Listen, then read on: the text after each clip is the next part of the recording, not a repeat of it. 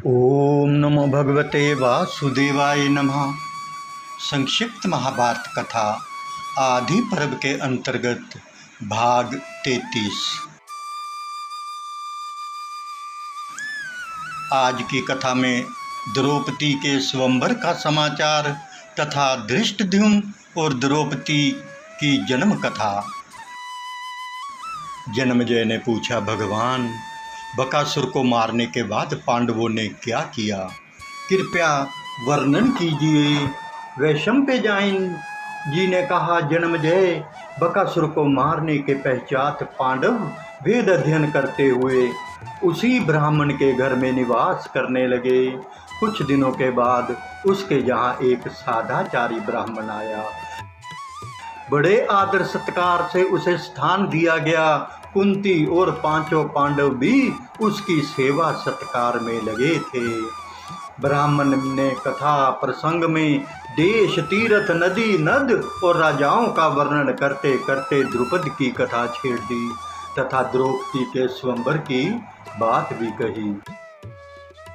पांडवों ने विस्तार पूर्वक द्रौपदी की जन्म कथा सुननी चाहिए। इस पर वह अतिथि ब्राह्मण द्रुपद का पूर्व चरित्र सुनाकर कहने लगा, जब से द्रोणाचार्य ने पांडवों के द्वारा द्रुपद को पराजित करवाया, तभी से घड़ी दो घड़ी के लिए द्रुपद को चैन नहीं मिला।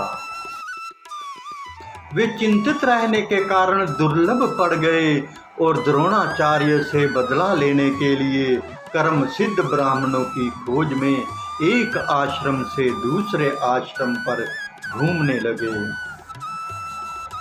वे शोकातुर होकर यही सोचते रहते कि मुझे श्रेष्ठ संतान की प्राप्ति कैसे हो,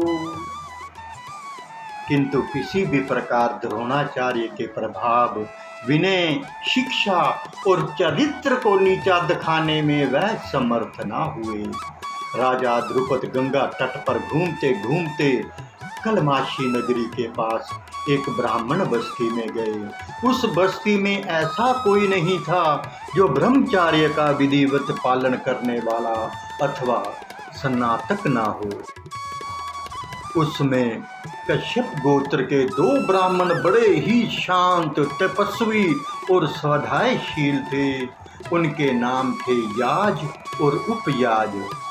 उन्होंने पहले छोटे भाई उपयाज के पास जाकर सेवा शुश्रा के द्वारा उन्हें प्रसन्न किया और प्रार्थना की, आप कोई ऐसा कर्म कराइए जिससे मेरे यहाँ द्रोण को मारने वाले पुत्र का जन्म हो। मैं आपको 1 अर्बुद यानी 10 करोड़ गायें दूंगा। यही नहीं, आपकी जो इच्छा होगी उसे मैं पूर्ण करूंगा। उपयाज ने कहा, मैं ऐसा नहीं कर सकता। द्रुपद ने फिर भी 1 वर्ष तक उसकी सेवा की। उपयाज ने कहा, राजन, मेरे बड़े भाई याज एक दिन वन में विचर रहे थे।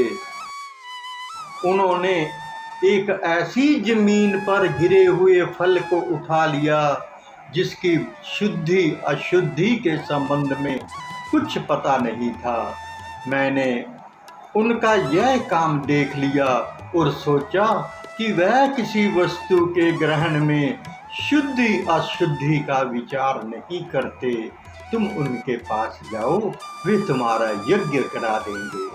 द्रुपद ने याज की सेवा शुश्रूषा करके उन्हें प्रसन्न किया और प्रार्थना की कि मैं द्रोण से श्रेष्ठ और उनको युद्ध में मारने वाला पुत्र चाहता हूँ। आप वैसा यज्ञ मुझसे कराइए, मैं आपको 1 अर्बुद गो दूंगा। याज ने स्वीकार कर लिया। याज की सम्मति से द्रुपद का यज्ञ कार्य संपन्न हुआ और अग्नि कुंड से एक दिव्य कुमार प्रकट हुआ। उसके शरीर का रंग धधकती आग के समान था। सिर पर मुकुट और शरीर पर कवच था। उसके हाथ में धनुष, बाण और खड्ग थे। वे बार बार गर्जन कर रहा था।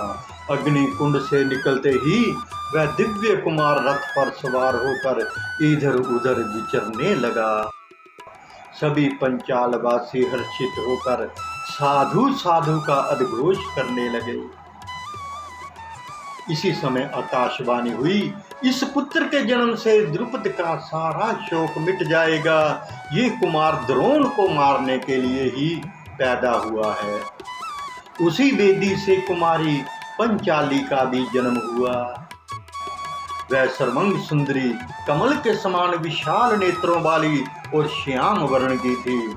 उसके नीले नीले घुंघराले बाल, लाल लाल ऊंचे नख, उभरी छाती, टेढ़ी बाहें बड़ी मनोहर सी। ऐसा जान पड़ता था मानो कोई देवांगना मनुष्य शरीर धारण करके प्रकट हुई है। उसके शरीर से तुरंत के खिले नील कमल के समान सुंदर गंध निकलकर कोस भर तक फैल रही थी। उस समय वैसी सुंदरी पृथ्वी भर में नहीं थी। उसके जन्म लेने पर भी आकाशवाणी ने कहा, ये रमणी रतन कृष्णा है। देवताओं का प्रयोजन सिद्ध करने के लिए क्षत्रियों के संहार के उद्देश्य से इसका जन्म हुआ है। इसके कारण कौरवों को बड़ा भय होगा। यह सुनकर सभी पंचालवासी सिंहों के समान हर्षध्वनि करने लगे। इस दिव्य कुमारी और कुमार को देखकर द्रुपद राज की रानी याज के पास आई और प्रार्थना करने लगी कि यह दोनों मेरे अतिरिक्त और किसी को अपनी मां ना जाने। याज ने राजा की प्रसन्नता के लिए कहा, एवं वस्तु ब्राह्मणों ने इन दिव्य कुमार और कुमारी का नामकरण किया। वे बोले, ये कुमार बड़ा धृष्ट यानी ढीठ और असहिष्णु है। बल रूप धन अथवा कुंडल कवच आदि की कांति से संपन्न है। इसकी उत्पत्ति भी अग्नि की द्युति से हुई है, इसलिए इसका नाम होगा द्रयुष्ट द्रयुम्न। और ये कुमारी कृष्ण वर्ण की है, इसलिए इसका नाम कृष्णा होगा। यज्ञ समाप्त हो जाने पर द्रोणाचार्य धृष्टद्युम्न को अपने घर ले आए और उसे अस्त्र शस्त्र की वशिष्ठ शिक्षा दी।